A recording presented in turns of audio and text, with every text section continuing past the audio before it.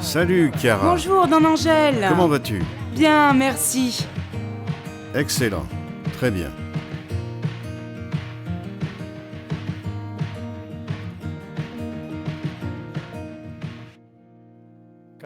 Très chère famille salésienne de Don Bosco, à la lumière de notre pédagogie et de notre spiritualité, nous voulons redécouvrir cette année la dimension laïque de notre charisme. Je veux dédier l'étrenne à vous tous, garçons et filles, parce que vous êtes la bonne levure qui fait croître et rend plus savoureux le pain de la famille humaine, le pain du royaume de Dieu. Et Jésus dit encore, « À quoi puis-je comparer le royaume de Dieu? Il est comparable au levain qu'une femme a pris et qu'elle a enfoui dans 3 mesures de farine, jusqu'à ce que toute la pâte est levée. Le levain travaille en silence. La fermentation se produit dans le silence, tout comme l'œuvre intérieure du règne de Dieu. »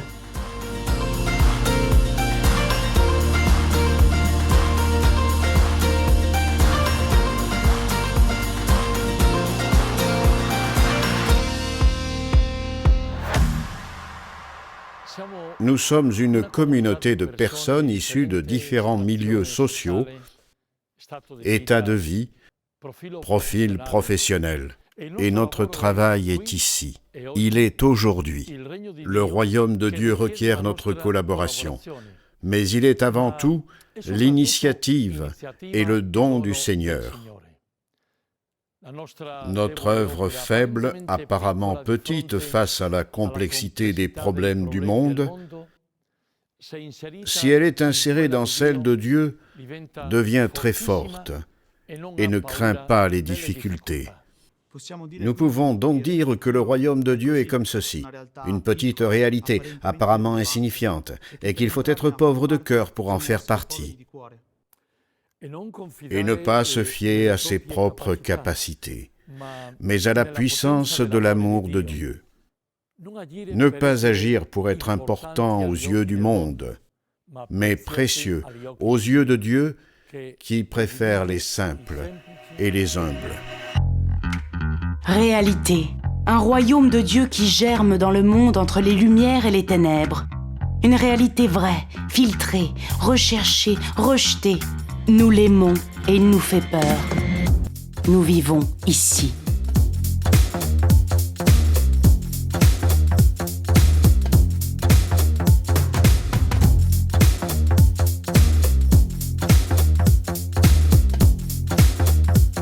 Le pape François nous le rappelle lorsqu'il déclare « Chaque génération doit faire sien les luttes et les acquis des générations passées et les conduire à des sommets plus hauts encore. »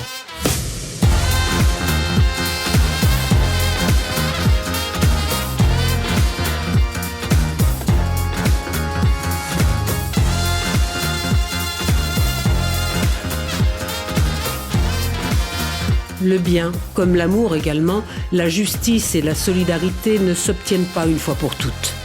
Il faut les conquérir chaque jour. Rappelons-nous, nous vivons ici.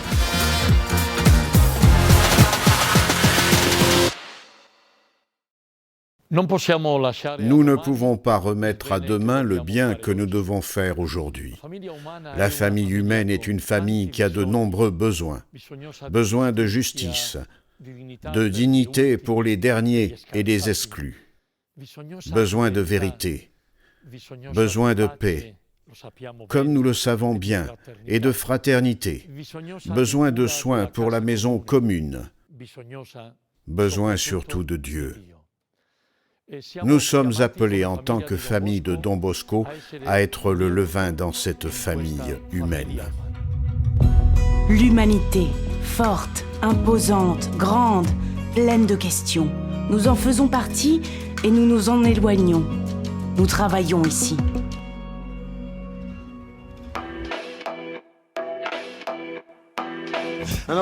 Je m'appelle Eric Ponce et je suis né à Ciudad Juárez et je viens d'une des régions les plus conflictuelles et violentes. Ma mère était passeuse, elle faisait traverser illégalement la frontière américaine. Mon père vendait de la neige et je ne parle pas de crème glacée.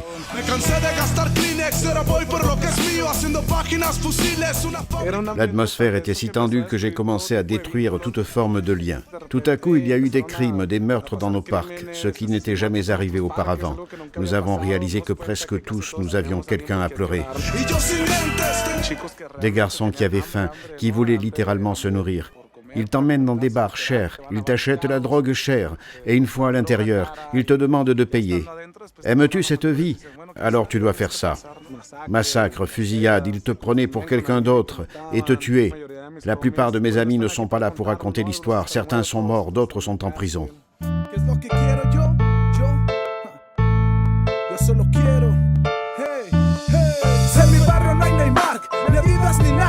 Seguir buscando a Dios para invitarlo a hacer un fit. Sonreír como un pequeño sin tener que darme un hit. Y poder pagar un poco de lo que yo recibí. Que se vacíen las prisiones y se llenen las escuelas. Que se diga más tu rola está chingona y no su pinche me la pelan. Quiero no andar jugándome la vida por andar cogiendo pelo. Hey, yo solo quiero.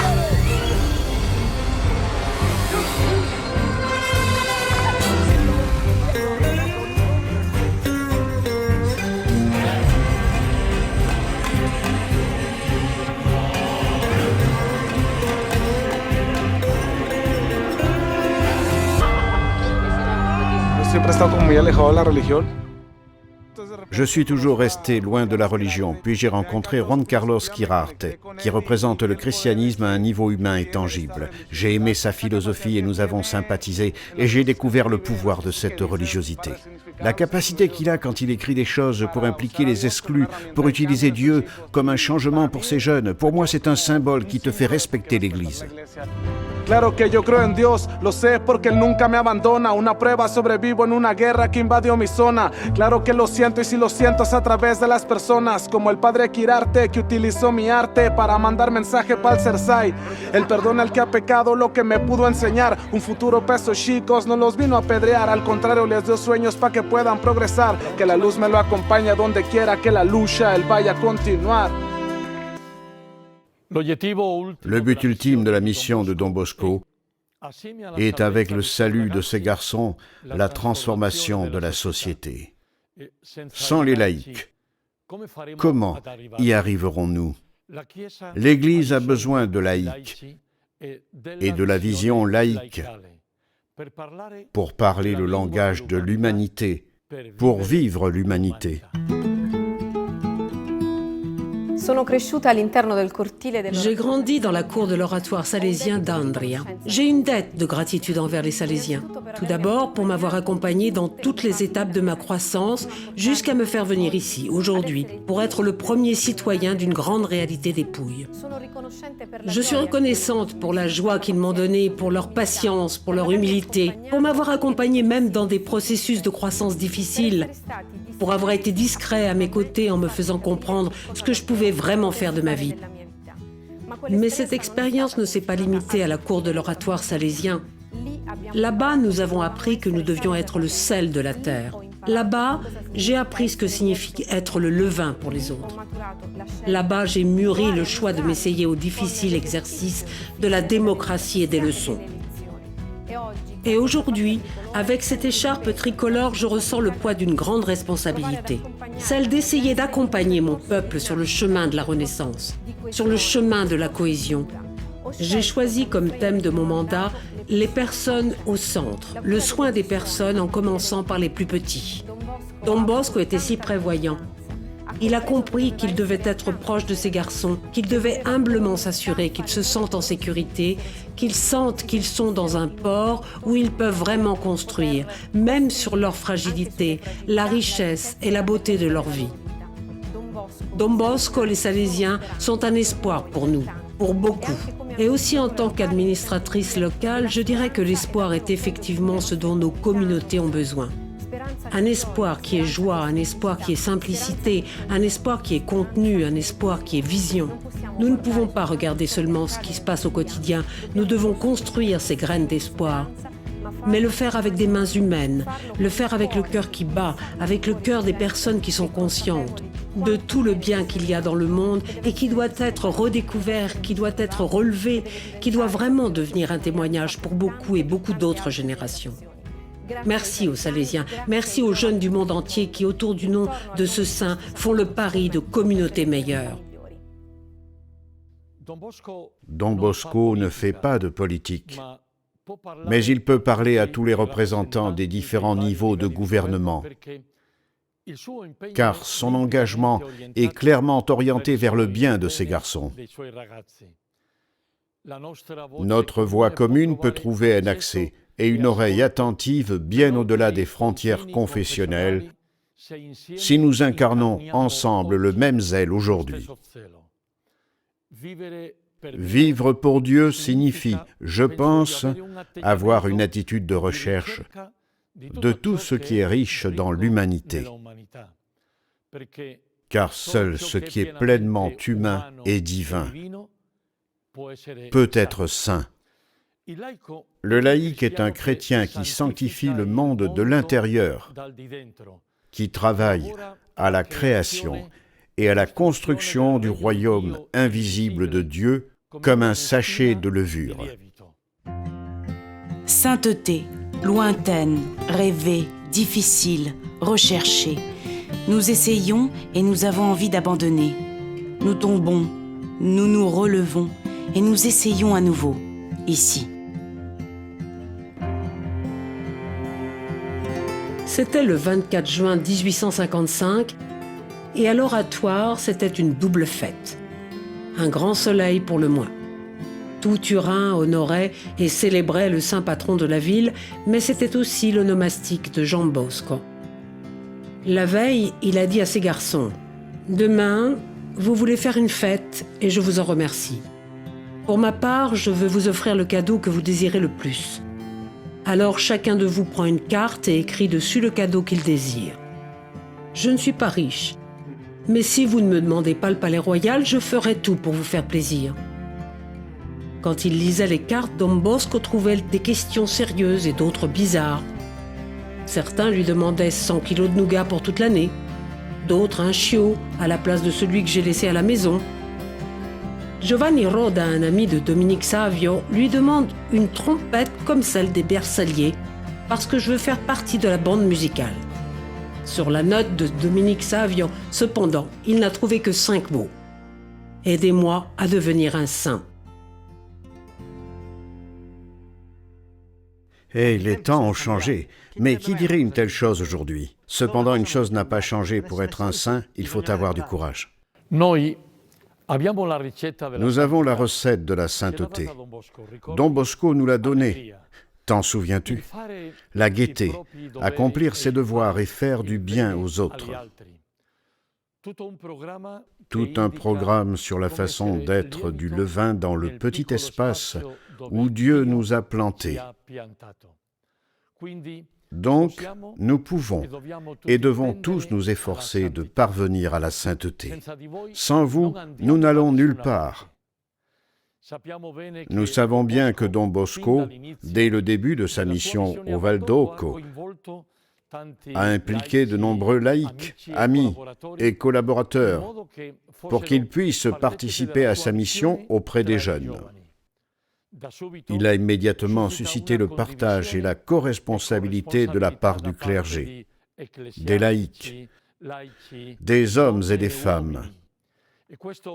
C'est un point de non-retour, car c'est la seule voie viable aujourd'hui. Veux-tu des exemples de saints laïcs? Nous sommes à l'ombre d'un grand arbre, aux fruits magnifiques, de Don Bosco à nos jours.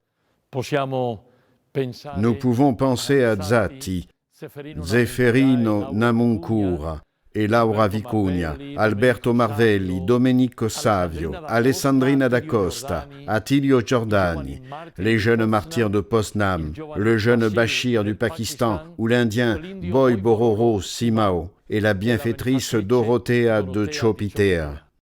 Maman Marguerite aussi, une belle figure de sainteté. Bien sûr, maman Marguerite, la sainteté d'à côté, la sainteté d'une mère qui a façonné le cœur de son fils bien-aimé Jean et qui a accompagné la naissance de notre charisme sans le savoir, de manière simple, en donnant sa vie, la vie qu'elle avait et qu'elle a laissée derrière elle. Et nous n'oublions pas Artemide Zatti, dans l'année de sa canonisation, il a vécu sa sainteté dans la dimension laïque, avec l'exercice de la charité dans un petit hôpital de village. Il est un exemple et un modèle de consécration à son peuple dans son travail quotidien, ayant Dieu comme source, motivation dans la foi et but de sa vie.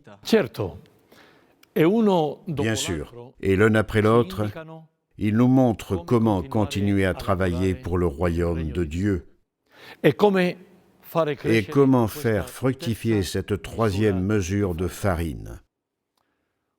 Je conclus, et je le fais avec cette certitude. Nous tous, consacrés, laïcs, hommes et femmes de notre famille salésienne, nous sommes engagés et nous voulons vivre avec une véritable passion éducative pour nos jeunes. Et cela parce que nous avons la certitude que le levain est justement l'évangile du Christ, le Seigneur.